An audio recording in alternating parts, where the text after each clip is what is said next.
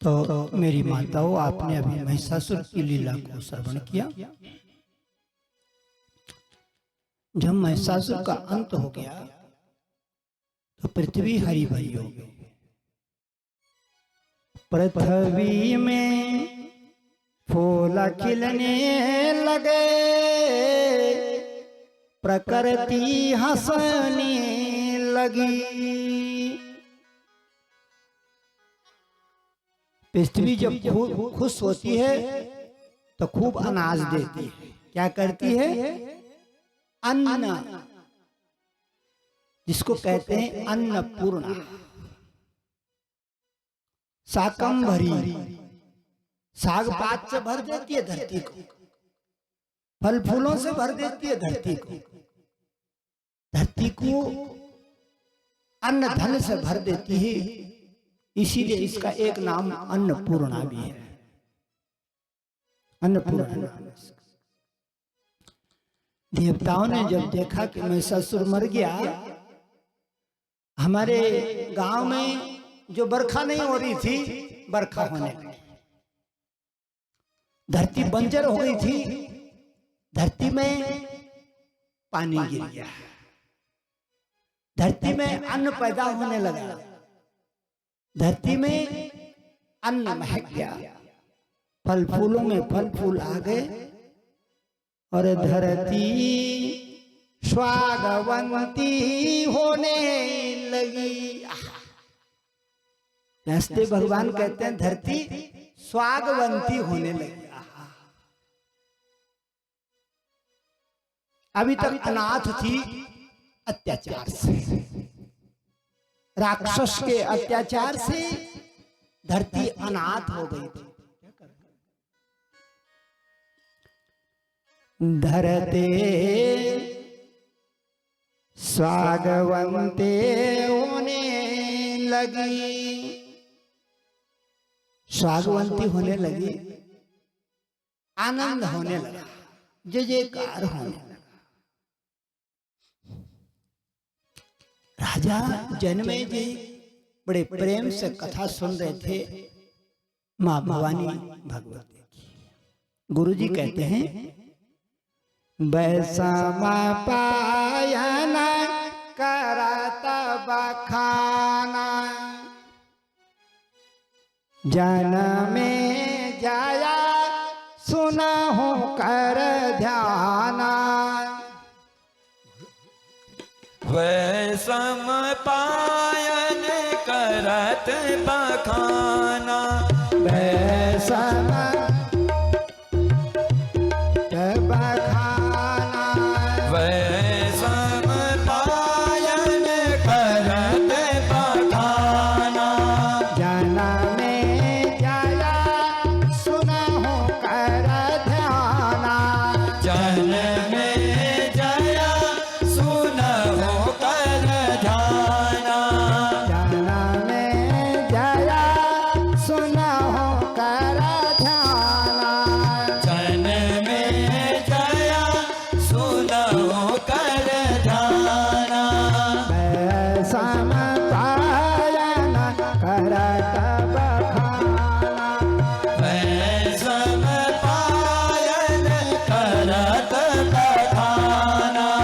व्यासदेव भगवान बड़ी अद्भुत कथा ये देवी भागवत की सुना रहे हैं। जनता जन जय जयकार हो रही है। ये देवी पुराण में 12 स्कंद हैं, तो ये मत सोच लेना मेरी माताओं कि खाली इसमें खून खच्चरी है, शत्रुओं को मारना ही नहीं लिखा है। इसमें किसी स्कंद में कौरव पांडवों की कथा है, किसी स्कंद में राम चरितमानस है, किसी स्कंद में कृष्ण लीला है, किसी स्कंद में भक्ति का वर्णन है, किसी स्कंद में ज्ञान का वर्णन है, किसी स्कंद में धर्म का वर्णन है, और आखिरी 2 स्कंद में 11वें और 12वें स्कंद में निचोड़ दे दिया, निचोड़, सबका निचोड़ दे दिया है। निचोड़ क्या लिखा है 11वें और 12वें स्कंद में? ये ज्ञान का स्कंद है, इसका निचोड़ है